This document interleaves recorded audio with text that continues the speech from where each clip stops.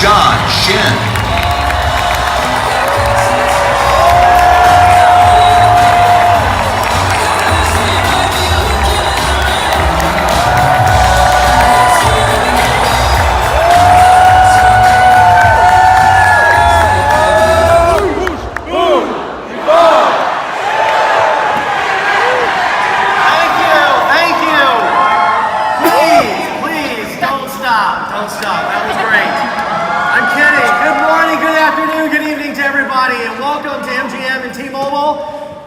Excited to be here. I've got so much to share with you in such a little bit of time, and I'm going to get started with my talk. I wanted to ask you, how many of you in this room have ever been in love before? Maybe like in puppy love, high school, junior high. Anybody remember those days? Show of hands up high. Love it. All right. Do you remember? I remember there was a girl that I saw in 8th grade, and I looked at her and I thought, wow, she's so pretty, but I wanted to get her phone number. I didn't have her phone number, so you know what I did? I actually called one of her friends of a friend to get her phone number. And I finally got that phone number, and I came home, and I remember sitting at my kitchen table staring at this big red phone. It's like the Commissioner Gordon phone, the Batman phone. You guys know what I'm talking about? The one with the little plastic dial on the front of it. And I wanted to call her, and I was terrified, and I did. I dialed 1 9 da da da da da da da da 8 da da da da da. Do you remember those days? And I finally picked up the phone, and it started, and I was just waiting for her pretty voice to hear on the other side, and all of a sudden it went, What was that? Busy. It was busy, exactly. And so I hung up. I finally got the courage again, but I started getting nervous because I was afraid. What if she says, no, don't call me back, you're a loser, or whatever it is. And I finally called back, and it started ringing. I was waiting for that pretty voice, and hello? I'm like, oh my God, and I hung up. Who was it? The dad. It was her dad. And then eventually I called back the third time, right?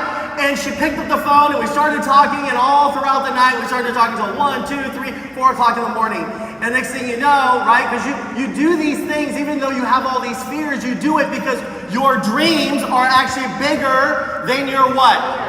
Than your fears. Right now, just so you know, as you depart this afternoon back home, you're in this great environment, you're hearing all these wonderful messages and stories, but guess what? When you go back into your normal world and you're not in this environment anymore, are you still going to have this courage? Right now, you're writing down all these names. Are you going to go home and really start calling these people? I'm not quite sure. All of a sudden, this fear begins to overcome you because your fear is bigger than your dreams. I want to make sure that your dreams are bigger than your fears when you go back home, right? You know, I've had this opportunity to meet so many different people. I'm interviewing people in my book, and one of the girls I actually met, because I believe there's a formula for success. And as I was interviewing this girl, she actually lost 150 pounds, right? And it was amazing because now that is the recipe for losing weight. There is a recipe for losing weight. I met a guy who wanted to look ripped. He wanted to be Mr. Bodybuilder. I interviewed a guy who was Mr. Universe. I said, how do you look like this? He goes, anybody can look like this. There is a secret to this recipe of looking this way. And then I came across this girl named Jessica Cox, right? It was unbelievable because this girl was born with no arms, absolutely no arms. And let me just tell you something. She was born with no arms, and what's amazing about her is this girl has learned how to surf, play the piano, scuba dive. She's become a 3-time national Taekwondo champion, and guess what? She is the first person on the face of this planet who actually got a pilot's license without any arms. Can you believe that? No arms, and she's a pilot. First person, she's in the Guinness Book of World Record. And as I was interviewing her, she was sitting across the table from me, and she says, can I get a soda? I was like, soda? And I said, so I told one of the guys, go get her a soda, go get her. So they run to get her a soda, and they come back and they put this can of Coke or a soda right in front of her. And the guy, I couldn't believe it, he didn't even open it up for her as he put it on the table. And I thought, that's so rude. I said, Jessica, let me get that for you. She says, it's okay. She says, I got it. And I thought to myself, how is she gonna open this can of Coke? And at that moment, right, I was gonna reach into my pocket and whip out my cell phone and begin to record. And my inside voice said, put it away, that is rude, put it away. But I'm looking at my camera team, I'm like, please, make sure you guys are filming this. She's gonna open up a can of Coke. How is she gonna do this? Oh, you know, her husband's gonna come over and open it up. And as she sits there, all of a sudden, her leg comes out from underneath the table. It reaches over and it brings in the can of Coke. The other leg comes out from underneath the table. And the little toe goes over and it opens it up. And my jaw like almost nearly dropped down to my kneecap. And I was like, don't do it. And it blew me away that this girl opened up a can of Coke with her toe. But I'm so competitive, I said, man, if she can do it, I can do it. So I came home and I put a can of Coke on my kitchen table. Oh my God. And I looked at that thing. And I sat down. And my feet came up underneath that table. And my back started cramping up. Oh my God. And my kid's like, Dad, are you okay? Are you okay? And I'm like, I'm fine. My little girl says, Daddy, what's your table doing on the table? What's your foot doing on the table? I said, help me get it off the table. You see, Jessica had discovered those muscles early on in her life. And I know I have those same muscles, I just haven't used them. I want you to know that you were born with success. You were all wired, right, for success. The program has failed. You were, because you were created by the Heavenly Father. Just so you guys know, I want you to know when you go back home, all right, when you go back home, I want you to stop taking constructive criticism from people who haven't constructed anything. Listen, change your voicemail on your cell phone, right, to this, because that's what mine's gonna get changed to, and it says this, right? It says, I'm making some changes in my life. If you don't hear from me, you're one of them.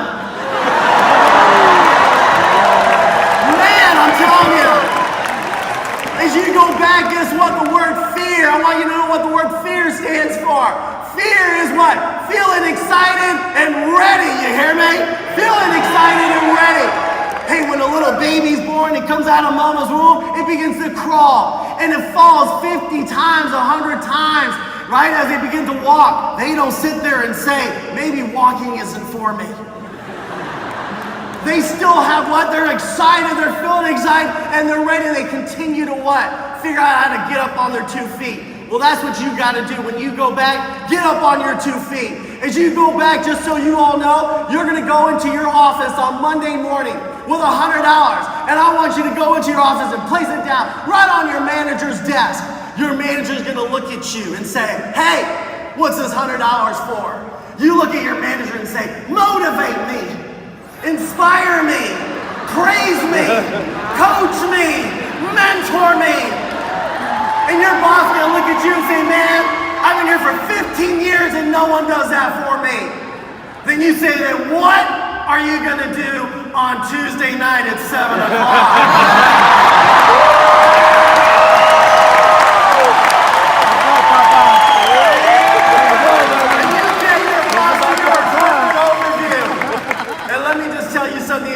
Back, people are going to rain it on your parade. Are you with me on that? They're going to say things all the time to rain it on your parade. And let me just tell you, I know there's a lot of people out there right now that are always saying things about you, right? They're saying negative things about you all the time, every single day.